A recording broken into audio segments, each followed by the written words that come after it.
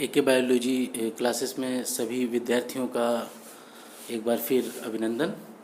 बेटा, ये जो बीएससी थर्ड ईयर के स्टूडेंट हैं जो जूलॉजी से हैं, उनका ये पेपर थर्ड पेपर का नाम है ecology, microbiology, animal behaviour, pollution and toxicology. तो जो एग्ज़ाम से रिलेटेड यूनिट वाइज जितने भी महत्वपूर्ण क्वेश्चन हैं उनको मैंने यहाँ पर समराइज़ कर रखा है। ये सारे क्वेश्चन एक से ज़्यादा बार आ चुके हैं और बहुत ही महत्वपूर्ण हैं। क्वेश्चन की संख्या मैं बहुत कम कर सकता था, लेकिन मैंने सोचा कि इन क्वेश्चन को अगर आप एक बार प्रिपेयर कर लें तो लगभग 99% आपके जो क्वेश्चन पेपर होगा उसमें ये सारे क्वेश्चन आने की प्रबल संभावना है। तो वीडियो को स्टार्ट करते हैं और फिर मैं आगे आपको जो भी और भी अन्य महत्वपूर्ण चीज़ें हैं उनको वीडियो के दौरान बताता रहूँगा।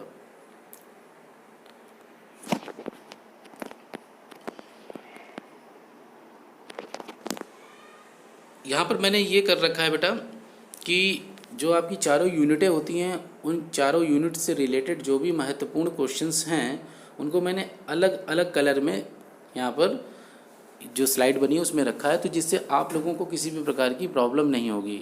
तो जो यूनिट फर्स्ट है उससे रिलेटेड जितने भी शॉर्ट और लॉन्ग क्वेश्चन हैं तो उनको देखते हैं। तो जो पहला क्वेश्चन है फर्स्ट, पारिस्थितिकी तंत्र अर्थात इकोसिस्टम किसे कहते हैं। ये क्वेश्चन कई बार शॉर्ट में भी आया है और कई बार लॉन्ग में भी इसे पूछ देते हैं। इसी से संबंधित दूसरा क्वेश्चन है, इकोसिस्टम के जैविक यानी बायोटिक तथा अजैविक एबायोटिक घटकों का वर्णन कीजिए। ये क्वेश्चन बहुत ही महत्वपूर्ण है, ये कई बार पूछा भी गया है। नेक्स्ट क्वेश्चन, पारिस्थितिकी अर्थात इकोलॉजी किसे कहते हैं, यानी इकोलॉजी का टर्म किसने दिया था, इसमें आपको उसकी डिफिनीशन भी लिखनी होगी। मैं यहाँ पर बता भी रहूँगा आपको कि कैसे क्वेश्चन का आंसर देना है जिससे आपको मार्क्स अच्छे मिलें। तो इसमें जो क्वेश्चन आपसे जो डिमांड की जाती है उसके अकॉर्डिंग आपको उसका साइंटिस्ट और उसकी मेन डिफिनीशन आपको लिखनी होती है। इसके बाद अगला क्वेश्चन है क्वेश्चन नंबर 4, पारिस्थितिकी तंत्र अर्थात इकोसिस्टम में ऊर्जा का प्रभाव। ये शॉर्ट क्वेश्चन बेटा हर अल्टरनेट ईयर में आता है, बहुत इंपॉर्टेंट है, इसको कतई मत छोड़िएगा। एनर्जी फ्लो किसे कहते हैं। अगला, पारिस्थितिकी पिरामिड अर्थात इकोलॉजिकल पिरामिड किसे कहते हैं, कितने प्रकार के होते हैं, उनका वर्णन कीजिए। आपने पिरामिड, मैंने अपना एक लेक्चर मेरे यूट्यूब पर पढ़ा भी है इकोलॉजी का, देखिएगा, उसमें सारे पिरामिड्स के बारे में मैंने बिल्कुल क्लियर किया है कि पिरामिड 3 प्रकार के होते हैं, नंबर, मास और एनर्जी का। तो एक एक चीज़ मैंने बता रखी है। ये क्वेश्चन भी बहुत इंपॉर्टेंट है, ये कई बार पूछा भी गया है। नेक्स्ट है, आर्टिफिशियल और ह्यूमन मेड पारिस्थितिकी तंत्र किसे कहते हैं, यानी जो आर्टिफिशियल और ह्यूमन मेड बात एक ही होती है, तो कौन कौन से पारिस्थितिकी तंत्र हैं उनके बारे में आपको वर्णन करना है। नेक्स्ट क्वेश्चन, फूड चेन को परिभाषित कीजिए, खाद्य श्रृंखला अर्थात इनके प्रकारों का भी वर्णन कीजिए। इसके बाद जो अगला क्वेश्चन है क्वेश्चन नंबर 8, फूड वेब किसे कहते हैं, शॉर्ट क्वेश्चन है, एवं ट्रॉपिक लेवल को परिभाषित कीजिए। ये दो क्वेश्चन कभी कभी बेटा अलग अलग भी पूछ देते, कभी कंबाइंड भी पूछ देते हैं। शॉर्ट क्वेश्चन है, यानी खाद्य जाल किसे कहते हैं, और इसके बाद है ट्रॉपिक लेवल को भी परिभाषित कीजिए। क्वेश्चन नंबर 9,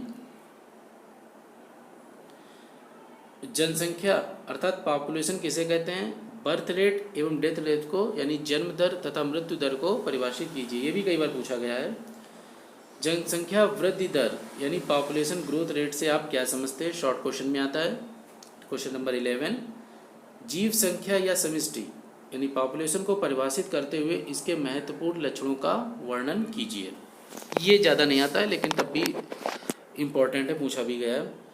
क्वेश्चन नंबर 12, जनसंख्या की वृद्धि रूप यानी पॉपुलेशन ग्रोथ कर्व का वर्णन कीजिए। बेटा ये बहुत इंपॉर्टेंट है, ये कई बार पूछा गया है, पॉपुलेशन ग्रोथ कर्व क्या होता है और इसके जितने भी स्टेप हैं, जो भी चीज़ें, उनको वर्णन करना है।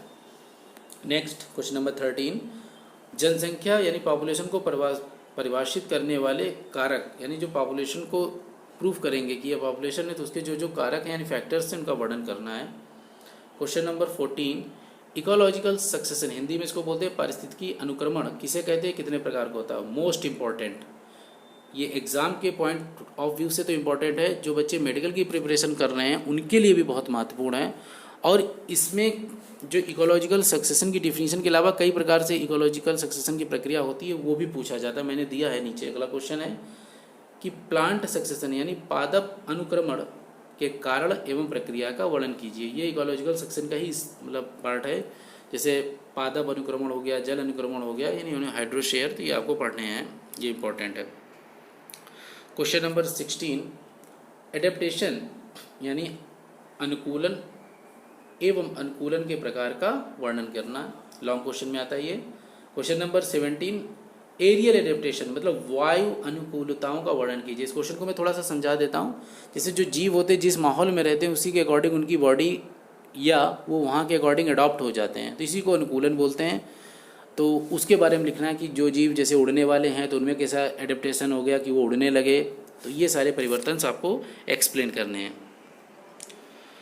तो ये आपका जो मैंने पूरा बताया 17 क्वेश्चन यूनिट फर्स्ट से रिलेटेड हो गए पूरे बेटा ये, और ये सारे इंपॉर्टेंट है, कई बार पूछे भी गए। चलिए अब अगली यूनिट यानी सेकंड स्टार्ट करते हैं। सेकंड यूनिट आपकी माइक्रोबायोलॉजी से रिलेटेड है। इसमें 20 जो क्वेश्चन है उसमें ये है कि स्ट्रक्चर ऑफ बैक्टीरिया यानी बैक्टीरिया की संरचना और उससे रिप्रोडक्शन का वर्णन कीजिए। देखिए, अगर आपने बीएससी फर्स्ट ईयर में जो बॉटनी का फर्स्ट पेपर अगर आपने कायदे से स्टडी की है तो वही लगभग सब यहाँ पर है। अगर उसके नोट्स आपके रखे हैं तो सारी चीज़ें वहीं से आ जाती हैं, बस डिसीज़ को छोड़ के, क्योंकि यहाँ पर डिसीज़ थोड़ी सी ऐड कर दी गई हैं।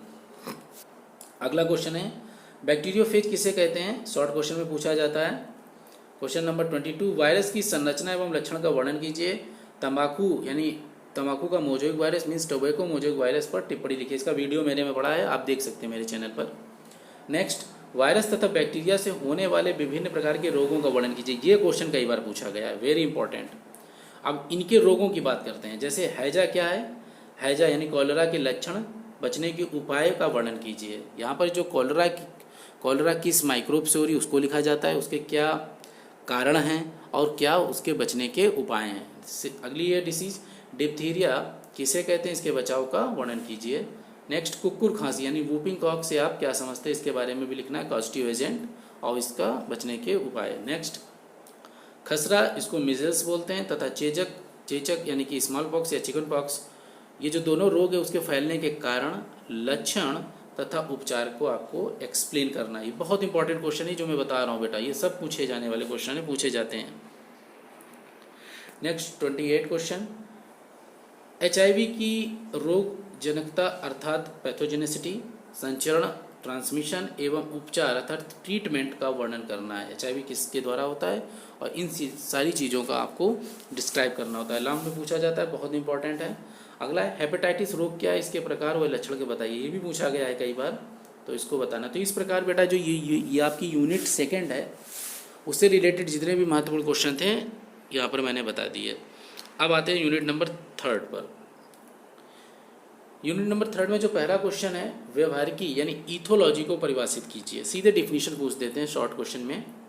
नेक्स्ट, एनिमल यानी जंतु व्यवहार, एनिमल बिहेवियर के अध्ययन विधियों का वर्णन कीजिए। जो इसकी जितनी भी विधियां हैं उनकी विधियों के बारे में आपको लिखना, लॉन्ग क्वेश्चन है ये। नेक्स्ट, समान व्यवहार मतलब स्टीरियोटाइप्ड बिहेवियर, लड़ाकू व्यवहार, नियत क्रिया प्रतिरूप, फिक्स्ड एक्शन पैटर्न यानी FAP पर टिप्पणी लिखनी है। ये क्वेश्चन शॉर्ट में कई बार पूछे गए हैं। क्वेश्चन नंबर 33, मोटिवेशन यानी अभिप्रेरणा की अवधारणा का वर्णन कीजिए। मोटिवेशन क्या है उसके बारे में पूरा एक्सप्लेन करना है आप लोगों को।